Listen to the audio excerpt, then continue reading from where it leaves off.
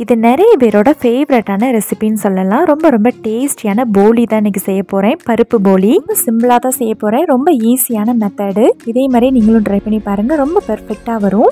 Friends வணக்கம், நான் உங்கள் கேரளா தமிழ்ச்சி. நம்ம வீடியோஸை இதான் நீங்கள் ஃபஸ்ட் டைம் பார்க்குறதா இருந்தால் மறக்காமல் நம்மளோட சின்ன யூடியூப் சேனலை லைக் பண்ணி சப்ஸ்கிரைப் பண்ணி சப்போர்ட் பண்ணுங்கள். கூடவே நம்ம சேனலோட பெல் சிம்பிளை கிளிக் பண்ணிவிட்டு நோட்டிஃபிகேஷனாக உள்ள போட்டுக்கோங்க. அப்போ தான் நான் போடுற வீடியோஸ்லாம் உங்களுக்கு அடுத்தடுத்து நோட்டிஃபிகேஷனாக உடனே வரும். வாங்க வீடியோக்குள்ளே போகலாம். ஒரு மிக்சிங் பவுல் எடுத்துக்கலாம். மைதா மாவு நமக்கு தேவையான அளவு மாத்திரம் எடுத்துக்கலாம். எடுத்துருக்க மைதா மாவோட அளவு ஒரு 12லேருந்து 15 போலி செய்யலாம். அந்தளவுக்கு நான் எடுத்திருக்கேன். நீங்கள் உங்கள் வீட்டில் எவ்வளோ பேர் இருக்கீங்களோ அதுக்கு தகுந்த மாதிரி நீங்கள் மாவு எடுத்துக்கோங்க. சுத்தமாக சால்ட்டு ஒரு 1/2 ஸ்பூன் மஞ்சள் பொடி சேர்த்துட்டு 1 ஸ்பூன் ஆயில் சேர்த்துக்கோங்க. நீங்கள் நார்மலாக குக் பண்ணுற ஆயில் இல்லாட்டி பட்டர் இல்லாட்டி நெய் கூட சேர்த்துக்கலாம். 2 ஸ்பூன் அளவு சேர்த்துக்கோங்க. கொஞ்சமாக தண்ணி சேர்த்துட்டு நல்லா சாஃப்டாக பிணையணும்.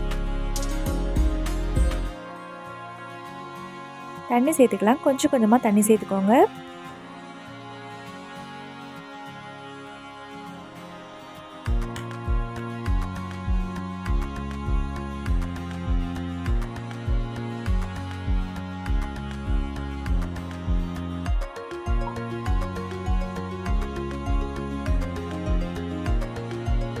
மாவு நல்லா பிசைய தான் மாவு நல்லா சாஃப்ட் ஆகிட்டே இருக்கும்.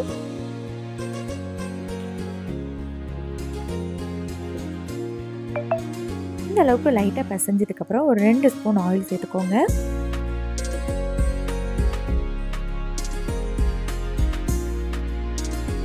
சேர்த்ததுக்கப்புறம் நல்லா மாவை பிசைஞ்சு எடுத்துக்கலாம்.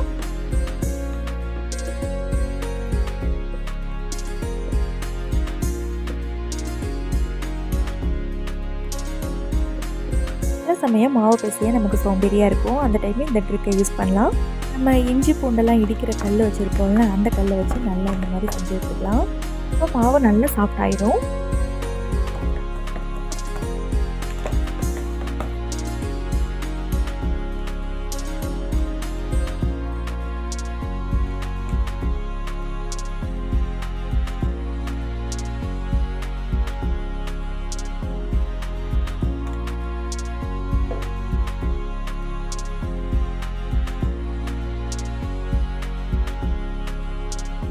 மாவு நல்லா சாஃப்டாக பிசைஞ்சு எடுத்துக்கோங்க. அப்போ தான் போலி நல்லா டேஸ்டியாக இருக்கும்.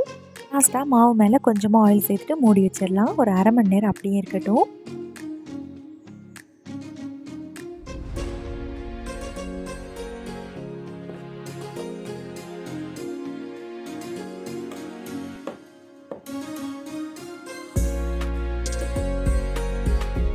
போலிக்குள்ளே வைக்கிறதுக்கு ஸ்டஃபிங் ரெடி பண்ணணும். கடலைப்பருப்பு எடுத்துருக்கிறேன். கடலைப்பருப்பை ஒரு 4-5 டைம் நல்லா வாஷ் பண்ணி எடுத்ததுக்கப்புறம் குக்கரில் சேர்த்துக்கலாம். ஒரு 4 விசில் வச்சிடலாம். கடலைப்பருப்புக்கு தேவையான அளவு தண்ணி சேர்த்துட்டு ஒரு 4 விசில் மட்டும் வச்சுக்கோங்க. அதுக்கப்புறம் நம்ம மிக்சியில் தான் அரைக்க போகிறோம். ஒரு 200 கிராம் வெல்லத்தை ஒரு 1/4 கப் தண்ணி சேர்த்துட்டு நல்லா கொதிக்க வச்சு எடுத்துக்கலாம். வடிகட்டி எடுக்கிறதுக்கு இல்லை தூசி மண் ஏதாவது இருக்கோ அதனால் வடிகட்டி சேர்த்துக்கலாம். கடலைப்பருப்பு இந்த அளவுக்கு வெந்தால் போதும். நம்ம மிக்சியில் லைட்டாக பவுடர் பண்ணி எடுத்துக்கலாம்.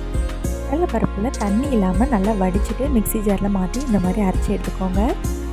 ஒரு பேனில் தேங்காவை ஃபஸ்ட்டே ஹீட் பண்ணி எடுத்துக்கோங்க. அப்போ 1 வீக் வரைக்கும் போலியை வச்சு சாப்பிட்லாம், கெட்டு போகாது.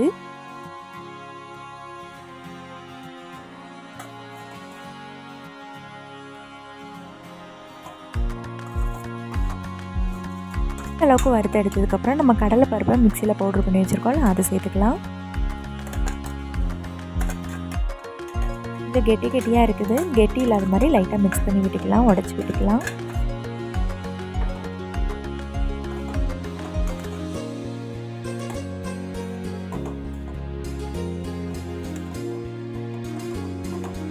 கூட ஒரு 1/2 ஸ்பூன் ஏலக்காய் பொடி சேர்த்துக்கலாம், நல்ல ஃப்ளேவருக்காக.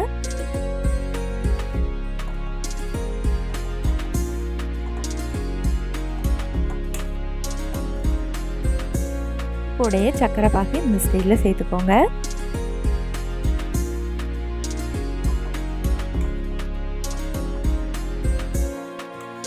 இந்த மாதிரி ரெசிபிஸ்லாம் நம்ம சேனலை சப்ஸ்கிரைப் பண்ணி சப்போர்ட் பண்ணுங்கள்.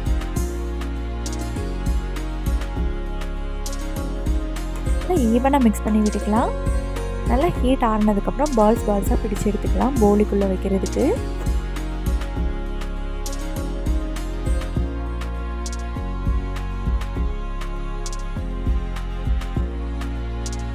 பால்ஸாக பிடிச்சு எடுத்துக்கலாம். இனி ஒரு வாழை இலையை நல்லா கழுகி எடுத்துக்கோங்க.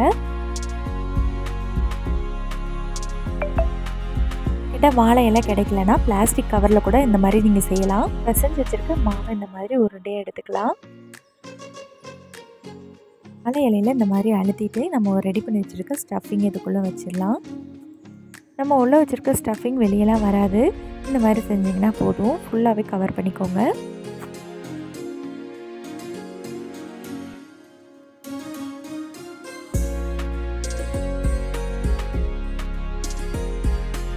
இலையில் வச்சு இந்த மாதிரி மெல்லிஸாக தட்டி எடுத்துக்கோங்க. நைஸாக தட்டுங்க.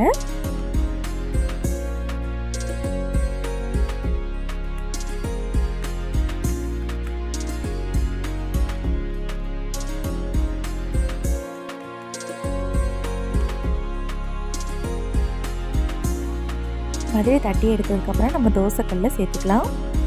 தோசைக்கல்லை வந்து ஃபஸ்ட்டே நல்லா ஹீட் பண்ணி வச்சுக்கோங்க. அதுக்கப்புறம் சிம்மில் வச்சுருங்க. அப்போ தான் உள்ளெல்லாம் நல்லா வேகும்.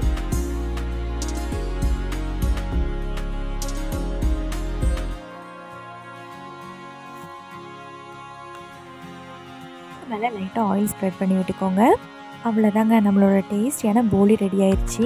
இந்த மாதிரி வாழை இலையில் தட்டாமல் பிளாஸ்டிக் கவரில் தட்டி இந்த மாதிரி தோசைக்கல்லில் போட்டு எடுக்கலாம். ரொம்ப ஈஸியாக இருக்கும். நீங்களும் போலி இதே மெத்தடில் ட்ரை பண்ணி பாருங்கள். எல்லோரும் விரும்பி சாப்பிடுவாங்க. குழந்தைங்கலேருந்து பெரியவங்க வரைக்கும் விரும்பி சாப்பிடுவாங்க. ஒரு சூப்பரான ஈவினிங் ஸ்நாக்ஸ் ரெசிபி ரெடி ஆயிடுச்சு. இது உங்களுக்கு பிடிச்சிருந்துச்சுன்னா மறக்காமல் என்னோட சின்ன யூடியூப் சேனலை லைக் பண்ணி சப்ஸ்கிரைப் பண்ணி சப்போர்ட் பண்ண மறந்துடாதீங்க. இந்த ரெசிபி ரொம்ப ஃபேவரட்னு மறக்காமல் கமெண்ட் பண்ணுங்கள். வீடியோ ஃப்ரெண்ட்ஸ் அண்ட் ஃபேமிலி கூட ஷேர் பண்ணுங்கள். கூடவே சேனலோட பெல் சிம்பிளை கிளிக் பண்ணிவிட்டு நோட்டிஃபிகேஷனை ஆல்ல போட்டுக்கோங்க.